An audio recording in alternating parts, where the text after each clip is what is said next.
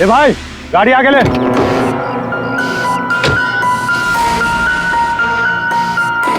बोला ना तुझसे, गाड़ी आगे ले तो आगे ले। अरे भाई कैसे आगे लूं, गाड़ी खराब हो गई है ना। प्रॉब्लम बाद में देखना, धक्के मार के आगे लो पहले। थोड़ी आप लोग भी मदद कीजिए। हम क्या मदद करें, तुम जल्दी। इस आदमी को मैं पहचानता हूँ सर, इसका मतलब हमारी इन्फॉर्मेशन एकदम सही है। यानी कि वो रूट नाम का कंप्यूटर हैकर इसी जगह पे होगा, और वो रूट जरूर कोई खतरनाक प्लानिंग कर रहा है सर। चाहे कुछ भी हो जाए उसे जिंदा पकड़ना है, ये जानने के लिए कि उसका मिशन क्या है। और इस मिशन में तुम दोनों साइबर कॉप की आगे भी जरूरत लगेगी। तुम यस सर। यहाँ बाहर गेट पे खड़े रहना। ओके बाहर सर। नजर रखना। चलो।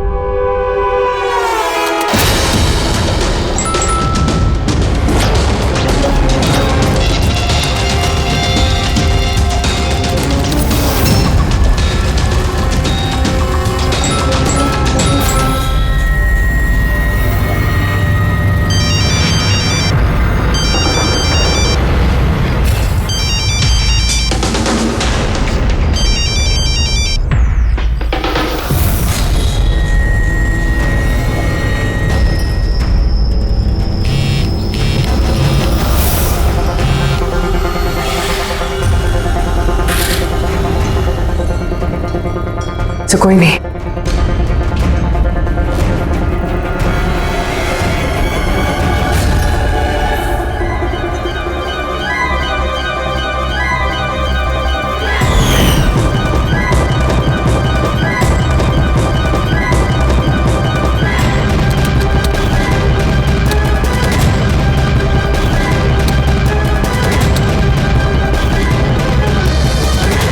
आप रेडी? सर सब जगह देख लिया, यहाँ पे कोई नहीं है। खबर तो गलत नहीं हो सकती, यहीं कहीं होना चाहिए। चलो देखते हैं।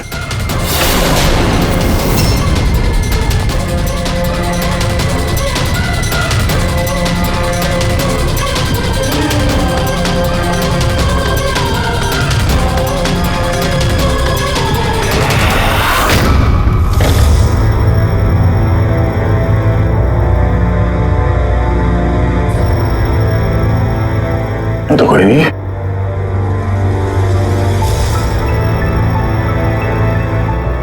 शहर अभी भी गर्म है, लगता है यहाँ पे कोई था अभी। मगर सर एंड मौके पे भाग कैसे निकला? सर हम लोग तो चारों तरफ से बंगले के अंदर घुसे, किसी को बाहर भागते हुए नहीं देखा है। सर हाँ? सर ये मॉनिटर देखिए सर, ये तो घर के आसपास की फुटेज चल रही, कहीं वो हमें देख के भाग तो नहीं गया? हो सकता है, वो ज्यादा दूर नहीं गया होगा। जरा जगह को अच्छी तरह से चेक करो, और पूर्वी इस कंप्यूटर को चेक करो, देखो क्या मिलता है। तब तक मैं गेट पे जाके देखता हूँ।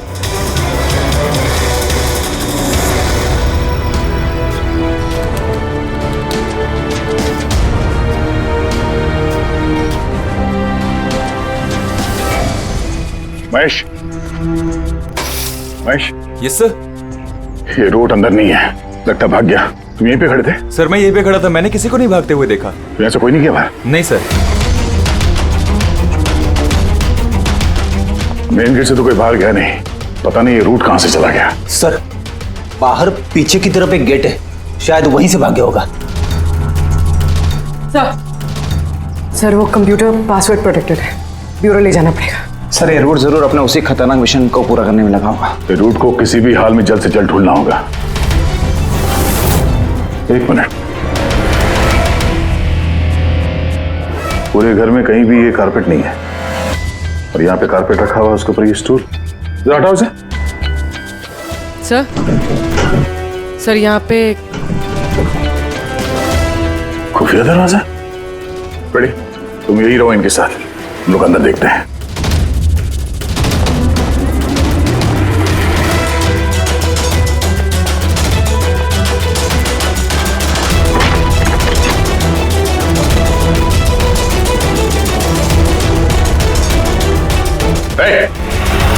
अब अगर अपने बचाव में कुछ कहना चाहती हो तो यही वक्त है।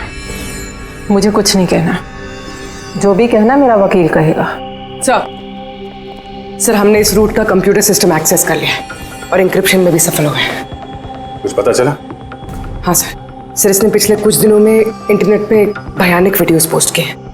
डार्क वेब पर sir. Actually dark web internet की एक ऐसी काली जगह होती है सर, जहाँ पर हर मुजरिम अपने गैरकानूनी कामों को एक टेक्नोलॉजी की मदद से अंजाम देता है, जैसे हथियारों की तस्करी हो, किडनी की चोरी या फिर किसी को मारने की सुपारी। सर ऐसा कोई भी काम नहीं है जो इस साइट पर नहीं होता है। समझ में ये बात नहीं आती, जब सब कुछ इतने खुले में होता है, सबको पता है, तो इसे रोकने के लिए हम कुछ करते क्यों नहीं? सर ये इतना आसान नहीं है। एक्चुअली इस साइट पर जाने के लिए आपको एक कंप्यूटर सॉफ्टवेयर की जरूरत होती है, जो चुनिंदा हाई प्रोफाइल मुजरिमों के पास ही होता है। जैसे कि ये रूट। Yes sir. और सर जैसे कि हमें पता है कि इस डार्क वेब पे IP एड्रेस और यूजर ID ये दोनों गुप्त रहते हैं। जरा दिखा कौन से वीडियो डाले हैं इस रूट ने।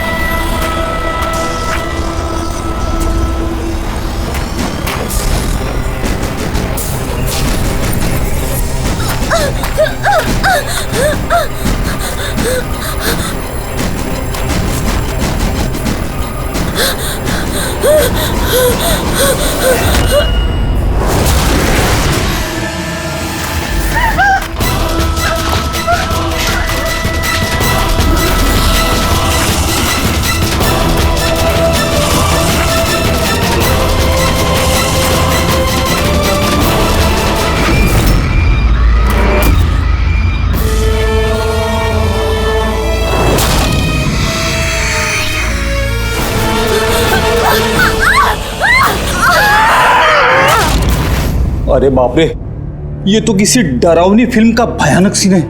ये सीन क्यों डाला डार्क वेब में? सर ये किसी फिल्म का सीन नहीं है, ये सब असली में हुआ है और किसी हीरोइन के साथ नहीं, बल्कि एक मासूम लड़की के साथ। जहां तक मुझे याद आ रहा है इसे स्नफ फिल्म कहते हैं ना? हाँ सर, बहुत बड़ी इंडस्ट्री है इन वीडियोस की। कौन है ये लड़की? मुझे नहीं पता। तुम जिम्मेदार हो इसकी मौत की? नहीं सर, मैं किसी की मौत की जिम्मेदार नहीं हूँ। मुझे तो बस पैसे दिए गए थे ये वीडियो डार्क वेब पे डालने के लिए, और मैंने बस डाल दिया। किसने दिए पैसे? मुझे नहीं पता। नहीं पता कहने से काम नहीं चलेगा। एक लड़की की जान गई है। सर मेरे यकीन कीजिए, ऑनलाइन पैसे ट्रांसफर किए गए थे मेरे अकाउंट में। किसने किए मुझे कुछ नहीं पता। पता नहीं है तो पता करो। कंप्यूटर की बहुत बड़ी महारथी हो ना, ये पता करना तुम्हारे लिए कोई मुश्किल काम नहीं है। पता करो। अभिजीत, अगर कोई इस तरह का फिल्म बना के अपलोड कर रहा है तो हमें जल्द से जल्द उस तक पहुंचना होगा जो ये मौत का खेल खेल रहा है। एक काम करते हैं, इस लड़की की फोटो सभी पुलिस स्टेशन में भेज देते हैं। एक बार पता चल जाए लड़की कौन है, सारा मामला साफ हो जाएगा।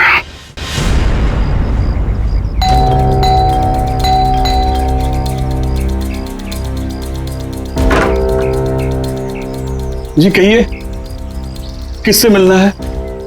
ये रिया का घर है ना? हाँ, मैं उसका पापा। आइए। वो हम लोग सीआईडी से हैं। आपके लिए एक बुरी खबर है। आपकी बेटी रिया अब इस दुनिया में नहीं रही। पता है, मगर आप उसके मौत के 10 दिन बाद क्यों आए हैं ये सब बताने? आपको पता है कि आपकी बेटी रिया की मौत हो गई है? आप उस कार एक्सीडेंट की इन्वेस्टिगेशन के लिए आए हैं ना, तो आपको ये तो मालूम पड़ा होगा कि रिया का तो फ्यूनरल भी हो गया है। एक मिनट, आप किस कार एक्सीडेंट की बात कर रहे हैं? वही जिसमें हमारी रिया चल बसी है। शेयर टैक्सी में वो पुणे जा रही थी। नहीं, रिया की मौत कार एक्सीडेंट में नहीं हुआ है। ये क्या कह रहे हैं आप? एक मिनट, यही रिया है। हाँ, ये रिया ही है। एक्सीडेंट वाले दिन उसने यही कपड़े पहने थे। एक मिनट, सॉरी बाबू, लगता है कुछ कंफ्यूजन है। आप जरा बताइए कि आपकी बेटी रिया का कार एक्सीडेंट कैसे हुआ था? शेयर टैक्सी में वो पुणे जा रही थी, 7 और लोग भी थे उसके साथ। तो रास्ते में उसकी गाड़ी का बड़ा भयानक एक्सीडेंट हो गया। पूरी कार आग के लपटों में झुलस गई। मरने वालों के तो चेहरे तक पहचान में नहीं आ रहे थे। तो आप लोगों ने रिया को कैसे पहचाना? उसके सामान के जरिए बस हम उसे पहचान पाए। आपने ये नहीं बताया कि ये फोटो कब की है? वैसे हम लोगों को भी पता नहीं कि ये फोटो कब की है, पर पता चलते ही हम आप लोगों को बता देंगे। लगता है रिया का ये एक्सीडेंट सिर्फ एक दिखावा था, उसकी मौत की असली वजह को छुपाने के लिए। सर, अगर रिया का कार एक्सीडेंट एक दिखावा था, तो वो बाकी के 7 लोग जो उसके साथ गाड़ी में थे, कहीं वो भी रिया की तरह ही तो नहीं मारे गए? हो सकता है। सबके परिवार वालों से मिलना पड़ेगा। किस्मत अच्छी थी हमारी कि जो 7 लोग एक्सीडेंट में मारे गए थे, उनमें से एक का अंतिम संस्कार नहीं हुआ था। देखते हैं डॉक्टर सालों के इस लाश से क्या सुराग निकाल पाते हैं। वैसे भी लाशें इतनी बुरी तरह से जल गई हैं कि चेहरा पहचान पाना मुश्किल है। भाई तुम लोगों का शक एकदम सही था, ये लाश टोनी की नहीं।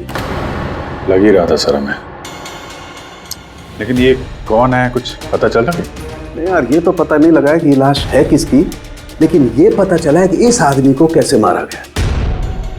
मैंने इसके बॉडी का स्कैन किया तो पता लगा कि इसके पेट में चाकू का बहुत गहरा घाव है। चाकू से? हाँ, चाकू का। और मुझे लगता है उस चाकू के वार की वजह से ही इसकी मौत हुई। मतलब चाकू से मारा किसी और को और उसे टोनी बता के एक्सीडेंट का हिस्सा बना दिया। ये गैंग आखिर करना क्या चाहता है? और इस आदमी की मौत 3 हफ्ते पहले ही हुई है। ये कार एक्सीडेंट हुआ 10 दिन पहले। वही तो, मतलब कार जब एक्सप्लोजन में जलाई गई उससे कहीं पहले इस आदमी की मौत हो चुकी थी। 3 हफ्ते से इसकी लाश संभाल के रखी थी ताकि इस भयानक खेल को अंजाम दिया जा सके। यार एक काम करते हैं, जहां पे एक्सीडेंट हुआ था वहीं पे चलते हैं, पता करते हैं एग्जैक्टली उस दिन हुआ क्या था। मैं तो मजे से कार चला रहा था सर, और रेडियो पे गाने सुन रहा था। तभी अचानक से मैं जोर का धमाका सुना। मैं तुरंत अपने कार से निकला और मैंने देखा कि मेरी सामने एक कार आग की लपटों में जल रही थी। मुझे समझ में नहीं आ रहा था कि मैं क्या करूं। तो ये कितने बजे की बात होगी? सर मुझे लगता है कुछ शाम के 5 बजे होंगे। है? ये कैसे हो सकता है? सर एक सेकंड सर, ये टोल नाके की फुटेज देखिए सर। यहाँ पे तो गाड़ी 3:30 बजे क्रॉस हुई थी, फिर ये जगह वहां से 20 किलोमीटर दूर ही है सर। तो 20 किलोमीटर का सफर तय करने में 1.5 घंटे तो नहीं लगने चाहिए। रास्ते में कोई ढाबा होटल भी नहीं है, कोई चाय वाय के लिए रुक जाए जहाँ पे? एग्जैक्टली। तो उस हिसाब से गाड़ी को यहाँ पे 4 बजे पहुंच जाना चाहिए था, मगर यहाँ पे एक्सीडेंट हुआ 5 बजे। इसका मतलब है ये जुर्म इस 1 घंटे में ही हुआ है। तो गाड़ी को उस समय कहीं ले जाया गया और उन सबको उतार के उसमें 7 लाशें रख दी गई। और उसके बाद गाड़ी को यहाँ पे लाके ब्लास्ट करवा दिया। सब प्लान था। सर ऐसा लगता है इन सब लोगों को वहीं लेके गए हैं जहां पर रिया को लेके गए थे, वो स्नफ फिल्म बनाने के लिए। जगह जल्द से जल्द ढूंढनी होगी यार। उन्होंने SMS भेजा तो किसी पेड़ की फोटो है। हाँ पूर्वी। सर ये पेड़ जिसकी फोटो भेजी है मैंने, इसे मोरिंगा ओलिफेरिया कहते हैं सर। हाँ सर ठीक ऐसा ही पेड़ रिया वाले फुटेज में भी है। ये देखिए सर, उस फुटेज का स्क्रीनशॉट भेज रही हूँ मैं। सर ये पेड़ महाराष्ट्र के 2 जंगलों में पाए जाते हैं। ये तो एग्जैक्टली वैसे ही पेड़ है, महाराष्ट्र के 2 जंगलों में। कौन कौन से जंगलों में? सर एक जंगल है जो नासिक के पास है, और दूसरा जंगल एक्सीडेंट वाली जगह से सिर्फ 1 घंटे की दूरी पे है, और इस जंगल का नाम है प्रीफिक्स फॉरेस्ट। जरूर ये मौत का खेल इस प्रीफिक्स जंगल में ही हुआ है। प्रीफिक्स फॉरेस्ट तो काफी बड़ा जंगल है यार, मीलों तक फैला हुआ है। फॉरेस्ट ऑफिसर की मदद लेनी होगी।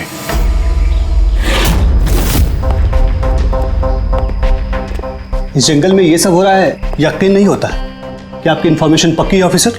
पक्की नहीं होती तो यहाँ तक आते नहीं हम लोग। आप बताइए, कुछ हाल फिलहाल में ऐसी कोई घटना आप लोगों ने कुछ सुनी हो, कुछ देखी हो, जंगल के अंदर कुछ हुआ हो? बिल्कुल नहीं, और अगर ऐसा कुछ होता तो हम जरूर उस पर ध्यान देते।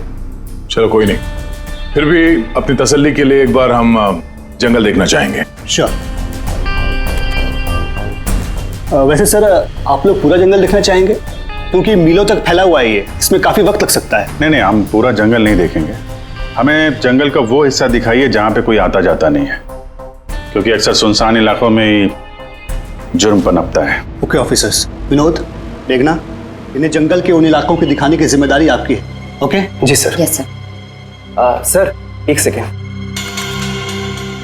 सर ये देखिए, सर ये जंगल का सबसे घना और सुनसान इलाका है। मेरी समझ से हमें यहीं से शुरू करना चाहिए। ठीक है, देखते हैं।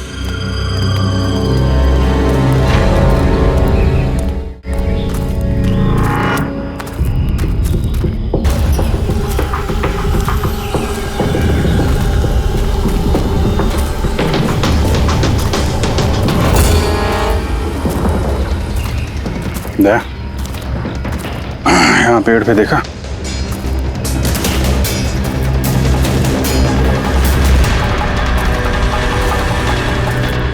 छोटा सा कैमरा। मतलब हम लोग सही जगह पे आ गए हैं। यही वो जगह है जहाँ पे वो फिल्म बनाई जा रही है। कैमरा ऊपर भी है, उस तरफ बैंड है।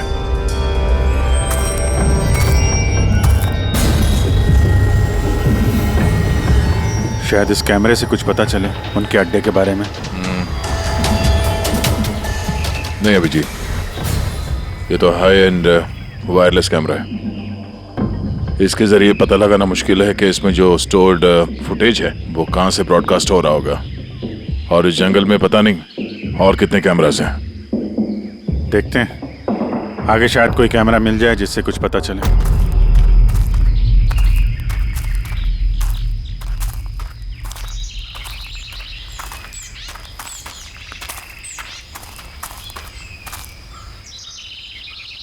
सर, सही निशान देखिए। मुझे लगता है हमसे पहले यहाँ कोई आया है। हम लोग सही डायरेक्शन में जा रहे हैं।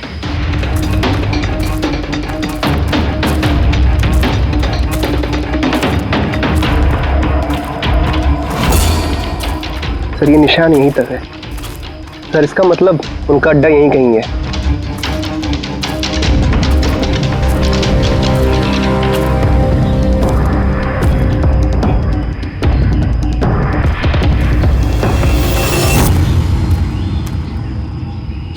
चल जल्दी आइए। एक मिनट, चल। एक सेकंड। घबराओ मत, हम लोग सीआईडी से हैं। उठो उठो। सर आप लोग सीआईडी से, मुझे बचा लीजिए सर।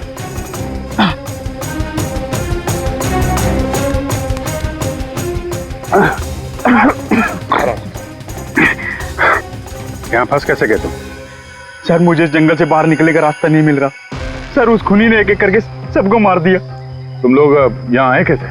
हम शेयर टैक्सी में सवार होकर सफर कर रहे थे कि अचानक हमारी गाड़ी पंक्चर हो गई और कार रुक गई। सड़क पर पहले से किसी ने कीले और कांच के टुकड़े रखे हुए थे सर। फिर इसके बाद कुछ लोग आए जिनके चेहरे नकाब से ढके हुए थे, और जब तक हम कुछ कर पाते उन्होंने हमें बेहोशी के इंजेक्शन लगा दिए। और जब मुझे होश आया तो मैं इस घने जंगल में था सर। सर मैं ही जानता हूँ कि इस जंगल में मैं भूख प्यास से कैसे रहा हूँ। कभी लकड़ी खाई तो कभी पेड़ के पत्ते, और जब भी किसी के चिल्लाने की आवाज आती तो समझ जाता किसी की जान चली गई। यहाँ जगह जगह कैमरे लगे हुए हैं। तुम्हारी किस्मत अच्छी थी कि तुम उनके पकड़ में नहीं आए। सर पकड़ इसलिए नहीं पाए क्योंकि उन्होंने एक कैमरा मेरे कमीज के बटन में लगाया हुआ था और वो बटन मैंने तोड़कर फेंक दिया। शायद इसी वजह से वो मुझे ढूंढ नहीं पाए। तुम्हें अंदाजा है कि बाकी के लोगों में कितने लोग जिंदा हैं अभी तक? मालूम नहीं सर, पर कल रात जब मैं पेड़ पर बैठा हुआ था मुझे किसी के चीखने की आवाज आई थी। न जाने वो उनको घायल कर रहे हैं या फिर जान से मार रहे हैं सर। किस तरफ से आवाज आई थी, कौन सी दिशा से, कुछ याद है आपको? मेरे पेड़ इस तरफ, शायद उस तरफ से सर।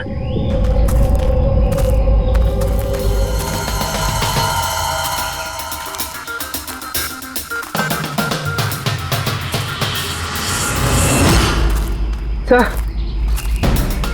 खून।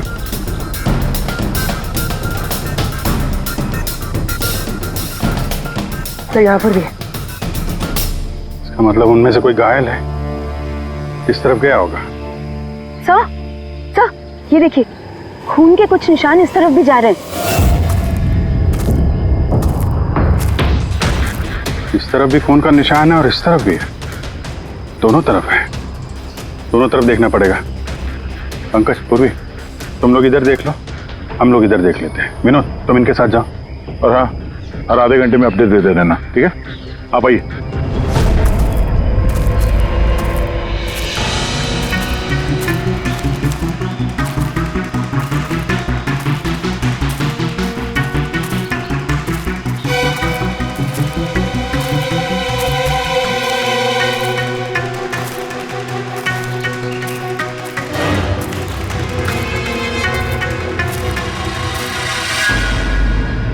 एक मिनट,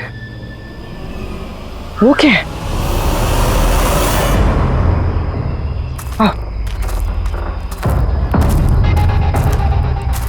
घर?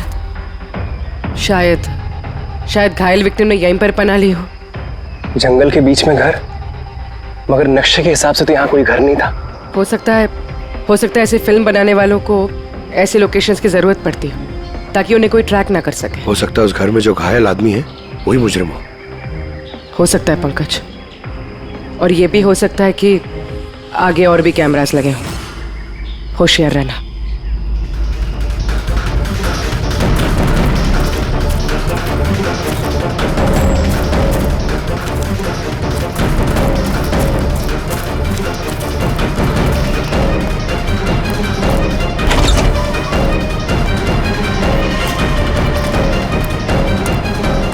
पंकज, टॉर्च।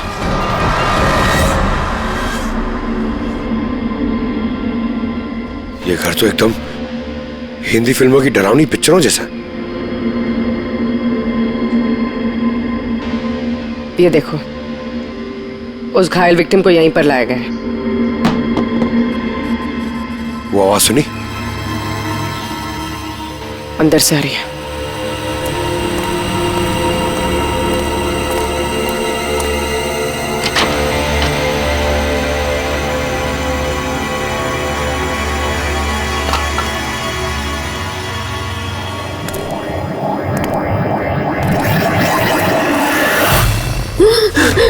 नहीं, छोड़ दो मुझे जाने दो। बाहर आओ। मेरे पास मत आना, मैंने कुछ नहीं किया। देखो, हम लोग सीआईडी से, घबराओ मत। आओ, कुछ नहीं होगा तुम्हें। आजा आजा।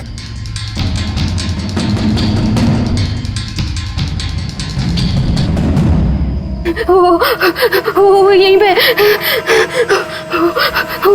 वो यहीं पे। अरे पूर्वी, ये लाइट कहाँ से आ रही है?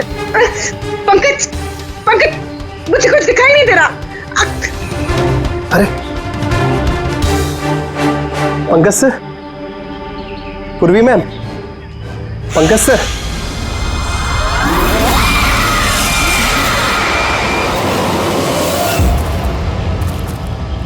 सर, खून के निशान तो यहाँ के खत्म हो गए।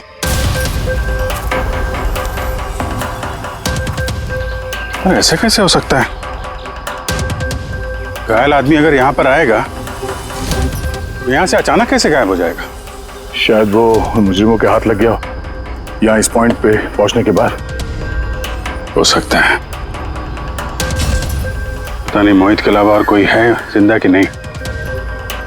1 घंटा हो गया जब पूर्वी और पंकज का कोई फोन कॉल नहीं है।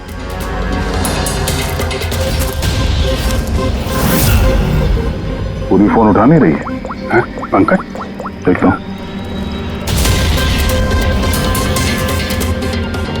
पंकज भी फोन नहीं उठा रहा है। और यार किसी मुसीबत में नहीं है दोनों?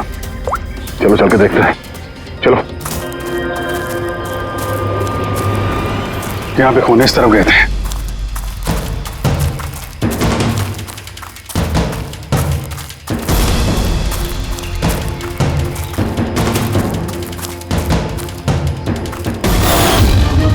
घर के अंदर शायद कोई हो। मैं अंदर जाके देखता हूँ। ठीक है, तब तक मैं यहाँ बाहर देखता हूँ।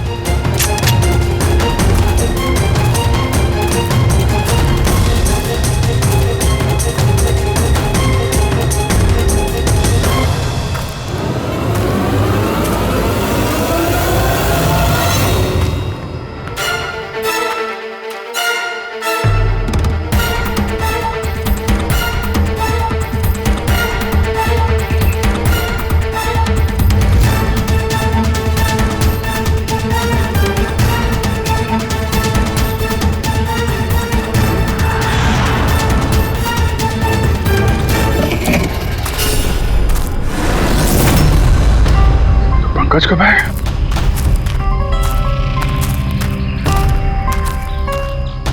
पंकज?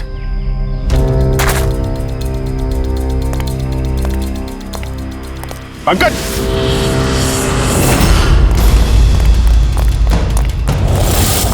पंकज? पंकज? पंकज? कैसे? उठो, उठो, सर, उठो। क्या हुआ? सर वहां पे वो घर में गए थे सर, वहां पे एक लड़की थी सर। हाँ। उससे बात ही कर रहे थे सर, पता नहीं एकदम से इतनी रोशनी आई सर कि कुछ दिखने नहीं, कुछ समझ में नहीं आ रहा था। वो घर से जैसे जैसे मैं निकला बाहर, शायद यहाँ गिर गया सर, पता नहीं, कुछ समझ में नहीं आ रहा सर, एकदम चक्कर आ रहा है। और पूर्वी, विनोद, वो कहाँ है? सर वो लोग पता नहीं सर, अंदर थे, बाहर निकले पता नहीं सर। Oh no. क्या हुआ क्या तुम्हें? ये ठीक है। पूर्वी और विनोद मिले? नहीं, उस घर के अंदर तो कोई भी नहीं। ओह गॉड, उन्हें कहीं कुछ हो ना गया हो।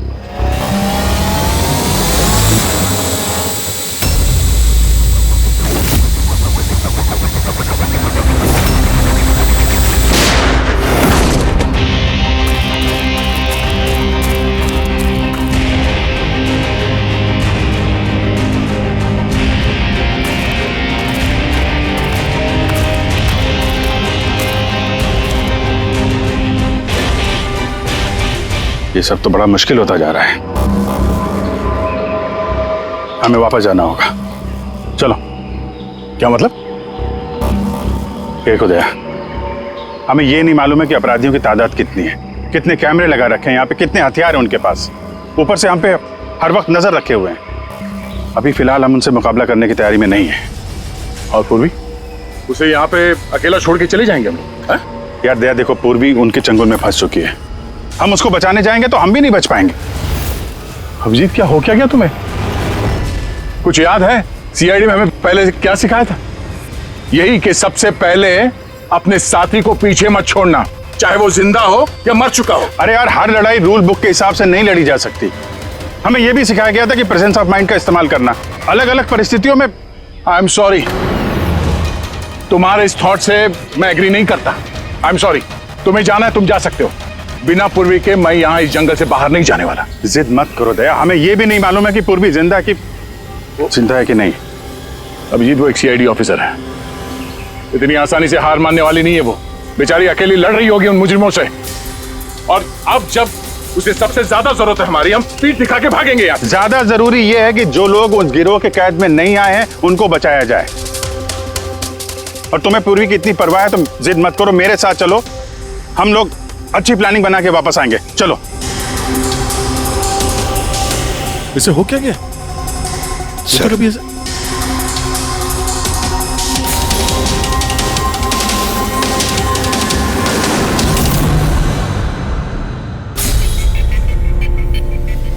सीआईडी के इतिहास में ऐसा पहली बार हुआ होगा कि सीआईडी किसी से डरकर दुम दबाकर भाग गई। हाँ सर, पहुंच गए आप? हाँ बस उसी जंक्शन पे रहिए, हम लोग आते हैं वहां पे। अरे सालुके सर, आप यहाँ? मैं यहाँ। अरे अरे तुम्हें क्या लगा हम लोग पूर्वी को ऐसे ही छोड़ देंगे जंगल में मरने के लिए? हैं? तो आपका और दया सर का झगड़ा झूठा था। जब अभिजीत ने वहां पे कैमरा देखा तो उसने मुझे इशारा किया। पता नहीं और कितने ड्रोन लगा रखे होंगे हम पे नजर रखने के लिए। जो आदमी उस कैमरे के जरिए हम पर नजर रखे हुए था उसकी आंखों में धूल झोंकना जरूरी था, इसलिए अब वो लोग ये सोच के बैठे होंगे कि हम लोग जंगल से निकल गए, थोड़े रिलैक्स भी हो जाएंगे। यही मौका है उन पे हमला करने का। अभिजीत, ये लो, ये तुमने मंगाया था। ये क्या डिवाइस है सर? ये जैमर है पंकज। आसपास इस एरिया में जितने भी कैमरे होंगे सब जैम हो जाएंगे। अब वो हम पे नजर भी नहीं रख पाएंगे।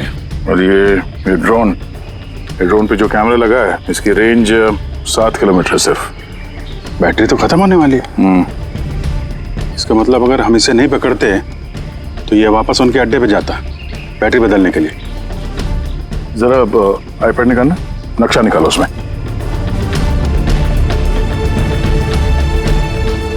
ये वो जगह है जहाँ पे हमें ये ड्रोन मिला था और इसके पास ही वो बंगलो है। लगता है यही होगा मुजरिम का ठिकाना। तो चलते हैं, चल के आजाद कराते हैं पूर्वी और बाकी जो जिंदा बचे हुए लोग हैं उनको। चलो। नहीं सर, आप मेघना और मोहित आप लोग यहीं पे रुकिए, हम लोग देखते हैं।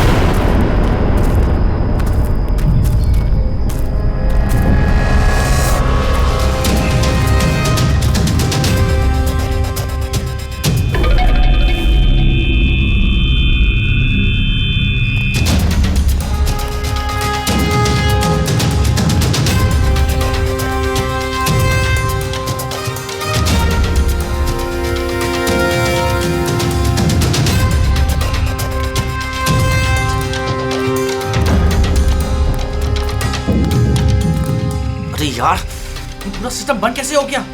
देखना कुछ। इधर से आवाज़ें आ रही हैं। बंद कैसे हो सकता है पूरा सिस्टम?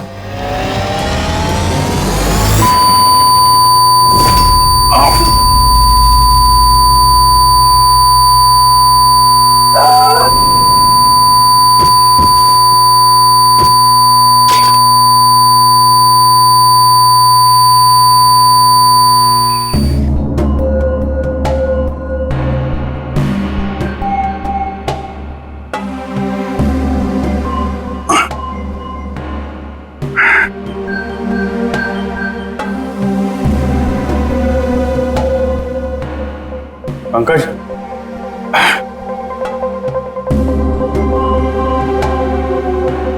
पंकज, हमारे स्वागत की पूरी तैयारी कर रखी थी इन लोगों ने। सर ये लोग अगर हमें मारना चाहते तो पहले ही मार देते। हमें मारते हुए क्या ये फिल्म बनाना चाहते हैं?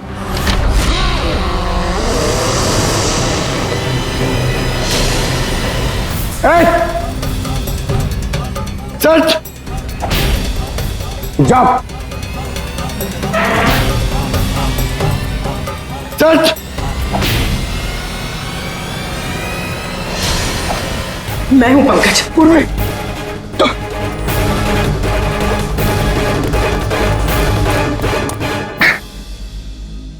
तुम ठीक हो? हाँ सर। वो लोग किधर हैं? सर उस तरफ।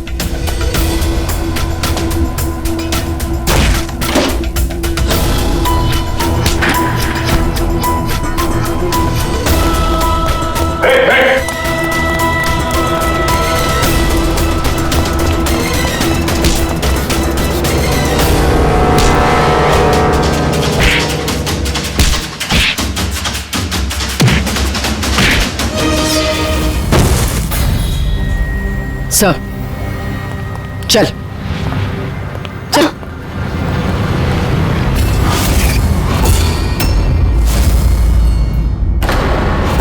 मेघना तुम? वाह, हमें तो लग रहा था कि हम मुजरिमों की आंखों में धूल झोंक रहे हैं। अब किसे पता था कि हम मुजरिम को अपने साथ ही लेके घूम रहे हैं। आप लोग यहाँ कैसे? किसने छुड़ाया आप लोगों को? सीआईडी को कैद करना इतना आसान नहीं। मौका देखते ही मैंने वो खिड़की तोड़ी और वहां से बाहर निकल गई।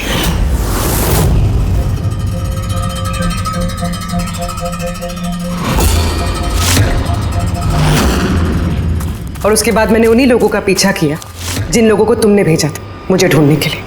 और फिर मैंने उस नकाबपोश आदमी को देखा और उसका भी पीछा किया।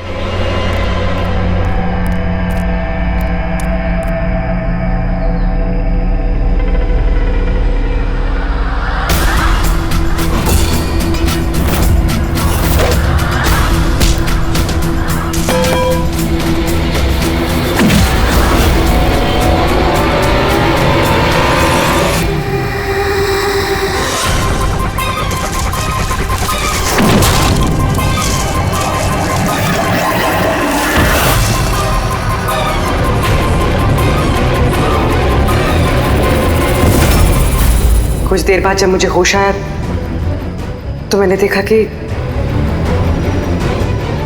मगर इससे पहले कि मैं बाकी ऑफिसर्स तक पहुंच पाती, तुम्हारी उस सोनिक बूम वाली आवाज ने इन्हें बेहोश कर दिया था।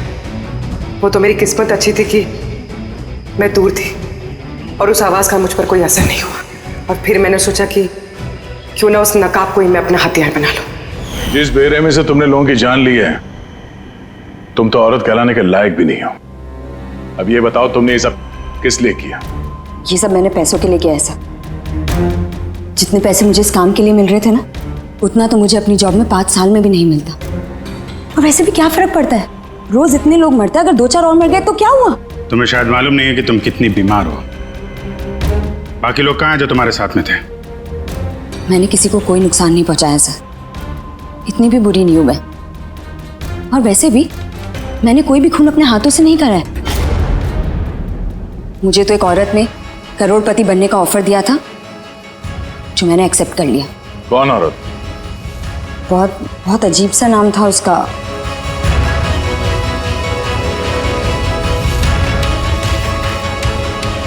रूट। रूट?